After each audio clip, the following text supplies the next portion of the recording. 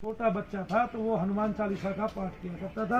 ये कैंची वाले महात्मा है, कैंची धाम वाले कौन से महात्मा है, नाम आप बता दीजिए। कंबल वाले बाबा, नीम करोली के बाबा, ऐसे ही ना। नीम करोली आपको पता है वो रोजाना कई सौ हनुमान चालीसा किया करते थे। पर 14 वर्ष के थे, अपने गांव में उनके एक पोखर था, वो सूख गया था, उसमें गार हो गई थी, तो वो बाहर कहीं भी बैठते थे, उससे दिक्कत आती थी उनसे।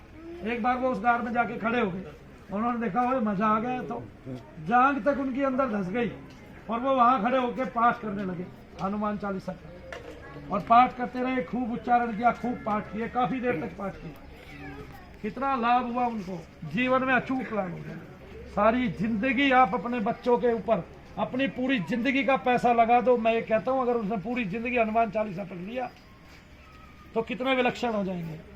मुझ में कुछ विलक्षणता तो आई होगी जब आप लोग यहाँ बैठे हैं, कुछ तो आया होगा ना, आया होगा। मुझे इतनी देर से सुन रहे हैं, वो आया जब से है। मैंने कितने साल किया? 2004 से कर रहा हूँ। कितने साल? 2004। कितने साल हो गए भाई, कोई बताइए।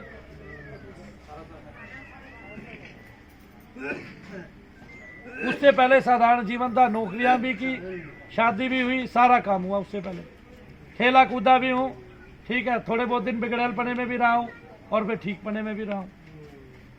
जब जागो लेकिन तभी सवेरा। एक माता जी ने कहा मेरा बेटा दारू पीता है, काश आपका ना पिए, लेकिन पी सकता है, लेकिन अगर रोज हनुमान चालीसा पढ़ेगा अभी से तो नहीं पिएगा, गारंटी लेता हूँ। है कि नहीं? तो आप किस लिए आए हो? आप संसार में इसलिए आए हो, क्यों? क्योंकि आपका जो मन है वो शांति नहीं पा रहा है। उसने अनेक जन्म ले लिए, इस जन्म में भी वो अशांत है, इस जन्म में भी वो भागता फिर रहा है, इस जन्म में भी वो कुछ कुछ कर रहा है। शांत ऐसे होगा नहीं जब तक भगवान का नाम नहीं लेगा। तो पहले भगवान का नाम ले लो। माता जी ने कहा मेरा बेटा दारू पीता है, इसको छुड़ा दीजिए। मैंने कहा पिलानी तो तूने सिखाई है। बोला मैं तो रामायण का पाठ करती हूँ 16 साल से। मेरे ऊपर उछल के पड़ी। हमारे गाँव की एक लड़की है, उसकी सास है वो, खैर जी वो लड़की मेरी बुआ लगती है तो उसका अधिकार भी था। मैंने कहा फिर जो एक बात बता दे मेरे को, तू रामायण का पाठ तो करती है 16 साल से, कितने सालों से तू अपने बच्चे के मुंह से रामायण सुनती है? मेरा ठहंगा एक भी दिन कभी नहीं सुना, तो फिर बच्चा उसका नहीं बिगड़ेगा, मेरा बिगड़ेगा? भाई बताओ, आप खुद रामायण करते हो, आपने अपने बच्चे को कहा नहीं भाई मैं तो तेरे मुंह से सुनूंगा, फिर वो क्यों करेगा?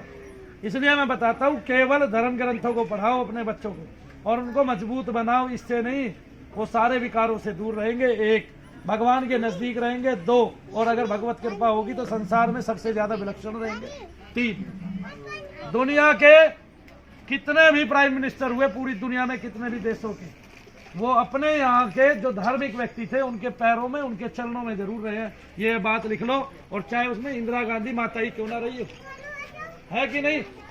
बोलो मेरे को, कोई भी बोल के दिखा दे कि ये बात गलत है।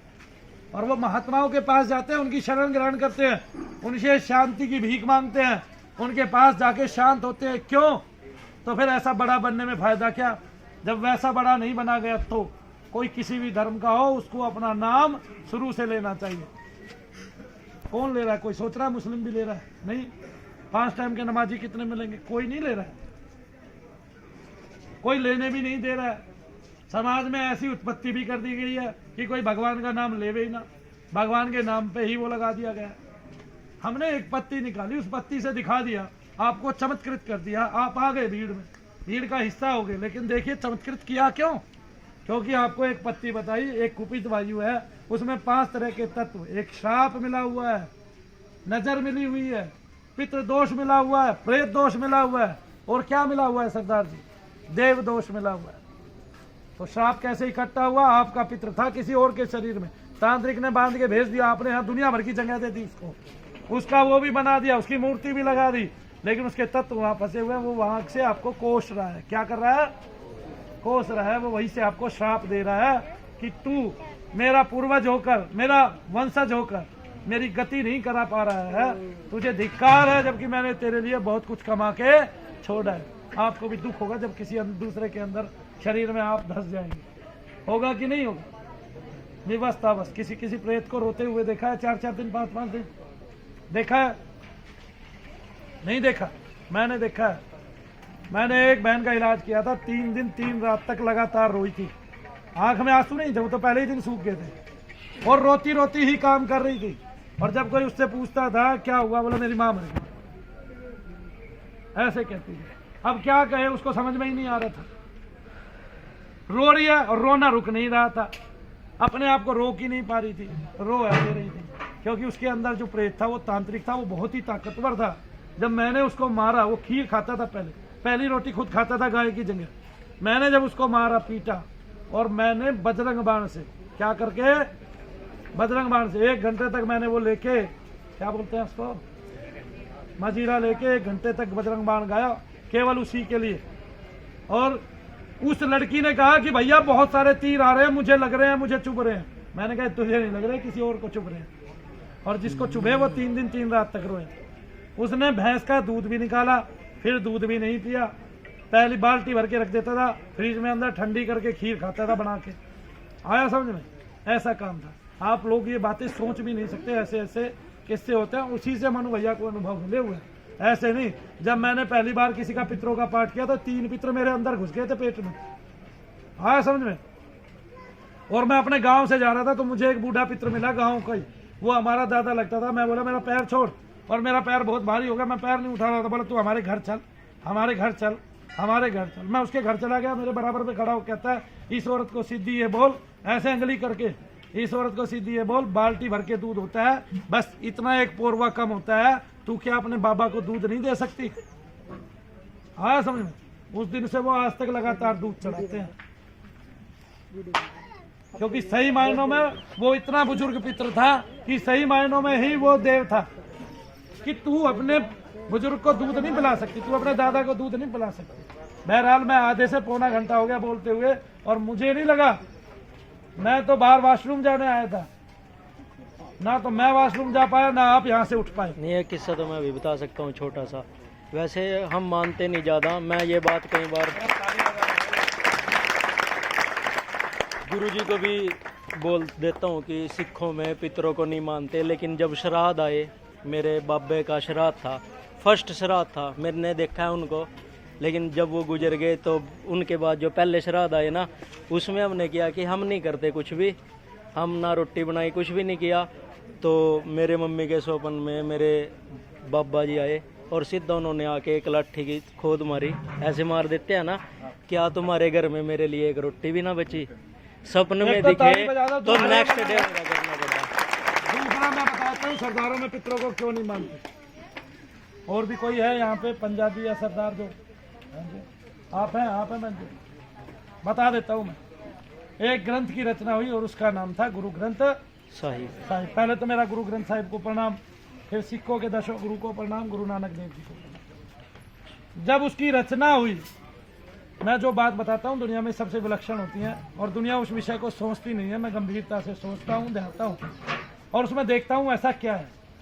जब उस ग्रंथ की रचना हुई तो गुरु नानक ने ये समझा, या गुरुओं ने ये समझा कि अब सब लोग इसका पाठ किया करेंगे, इसका पूजन किया करेंगे, और उसमें जो वाक्य उद्धृत हैं, जो अंश हैं, वो उनको भजेंगे, उनको मानेंगे और उस लीक पर चलेंगे। ना तो वो सरदार जी ने माना वो वाक्य, ना किसी अन्य ने माना, और सारे के सारे मस्ती में लीन हो गए। अब मस्ती कैसी कि नया जमाना आ गया, बच्चे कह रहे हमें कनाडा जाना है, बहुत सारों ने बाल कटा लिए, बहुत सारों ने कुछ और कर दिया, और मस्ती में झूमने लगे, कुछ दारू बियर पीने लगे, कुछ मुर्गा शुर्गा खाने लगे, ये काम। अब बताओ वो मरेंगे तो क्या बनेंगे, बताइए। और गुरु ग्रंथ साहिब पढ़ेंगे तो क्या करेंगे, फिर क्या वो पृथ्वी लोक पर रह जाएंगे। जब ऊपर वाले का भजन कर लोगे तो ऊपर ही जाओगे कि नीचे जाओगे, बोलो। और जब भजन ही नहीं किया पूरी जिंदगी तो कहाँ रहोगे, नीचे रहोगे कि ऊपर जाओगे, नीचे रहोगे। और जब ऊपर वालों का भजन करोगे तो ऊपर जाओगे। भाई सीधी सी बात है, और यही बात है जो हमें समझनी है, यही बात है जो हमें करनी है जीवन में। लेकिन सबसे पहले अगर कुछ कर सको तो माता पिता हो, अपने बच्चों को अपने धर्म ग्रंथ से, अपनी भक्ति से जोड़ो।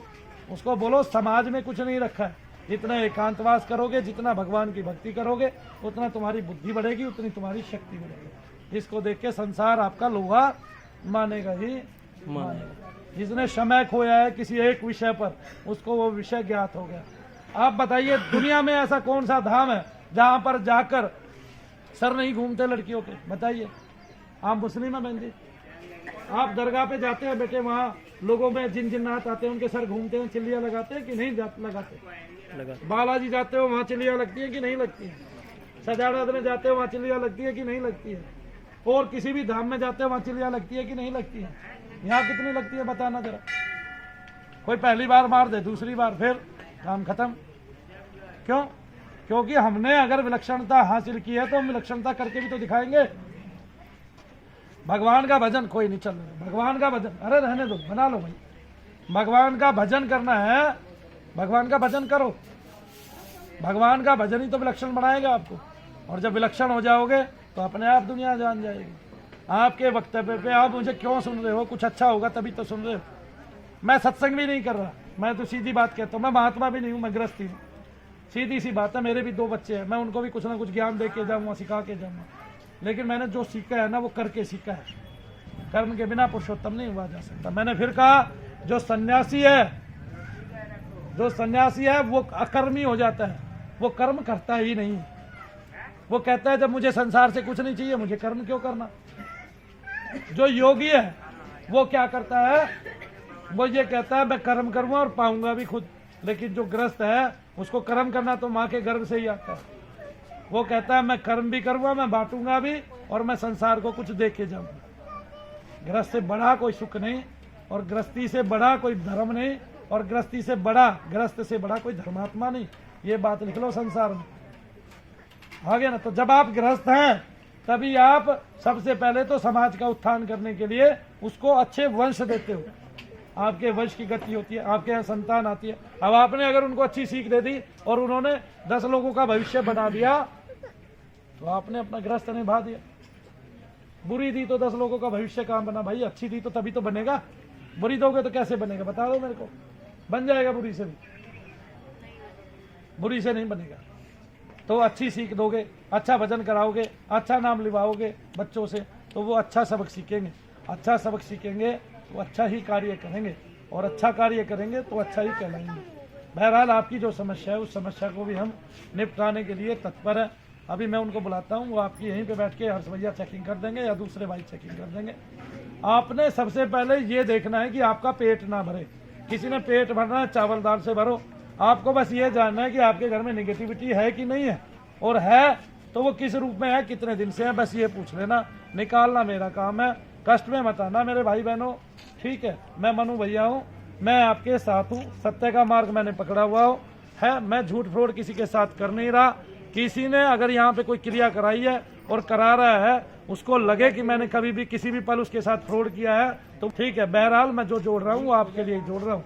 ये जमीन छोटी सी ली तो आप इसमें बैठे हुए हो सुरक्षित, मैं भी बैठा हुआ हूँ। हम यहाँ अपना काम कर रहे हैं, भगवान का काम कर रहे हैं, और आगे भी इसमें कोने पे मंदिर बनेगा जब रुकावटें बंद हो जाएंगी, ठीक है ना। अभी जो धाम बनने जा रहा है उसमें भी आपका ही कुछ ना कुछ लगना है, मेरा कुछ नहीं।